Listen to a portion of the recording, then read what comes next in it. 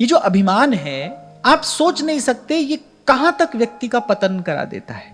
आप देखिए, भगवत रसिक देव कह रहे हैं, हरि आए बन दूत और दुर्योधन एक न मानी। भगवान समझाने गए हैं।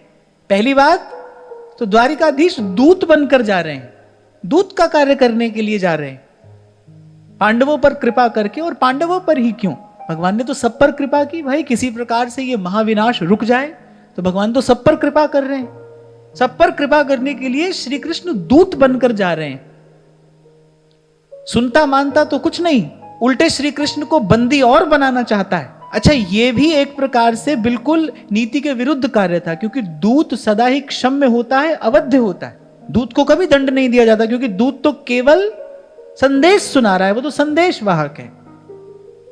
श्री कृष्ण को बंदी और बनाने जा रहा है। अब देखो, दुर्योधन की इन सारे कुकृत्यों के मूल में एक ही बात है, अभिमान है। इसलिए मैं कभी आपसे कहा था कि केवल शक्ति बढ़ेगी तो आपको नारायण में भी नर का ही दर्शन होगा, आप भगवान को भी साधारण मनुष्य समझ बैठोगे, जैसे रावण ने समझा।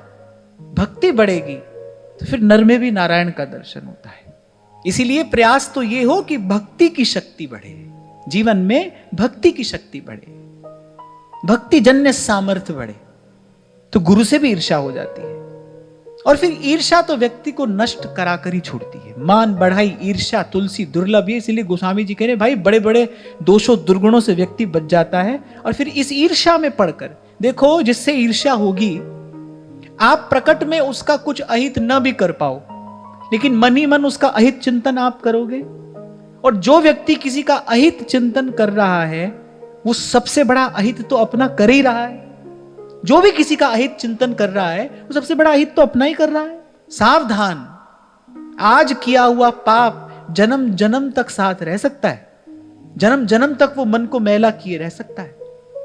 और मैं तो सदा ही आपको कहता हूं, भाई जिसके जीवन में संत आ गया है, जिसके जीवन में सद्विचार आ गया है, कम से कम वो तो सावधान रहे।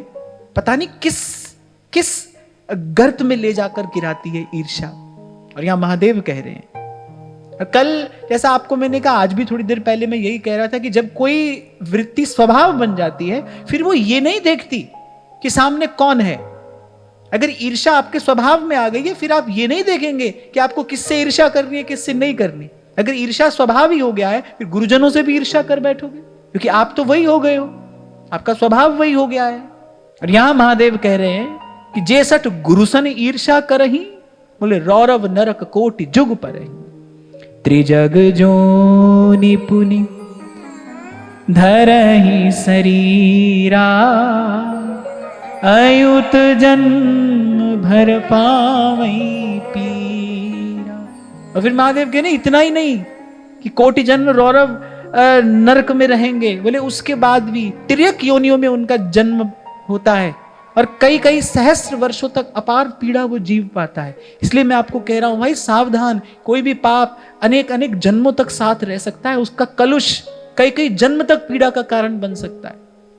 कई जन्म पहले भीष्म पितामह से कोई अपराध हुआ था, कई जन्म पहले वो एक अपराध हुआ था, किसी जीव को दे बैठे थे पीड़ा। कहां गया वो। इसलिए तो मैं कहता हूं, भाई जो सोचते हैं गंगा नहाकर पाप धो लेंगे, वो किसी भूल में मत रहना। यहां गंगा पुत्र को भी अपने पाप का दंड अनेक जन्मों के बाद भोगना पड़ रहा है।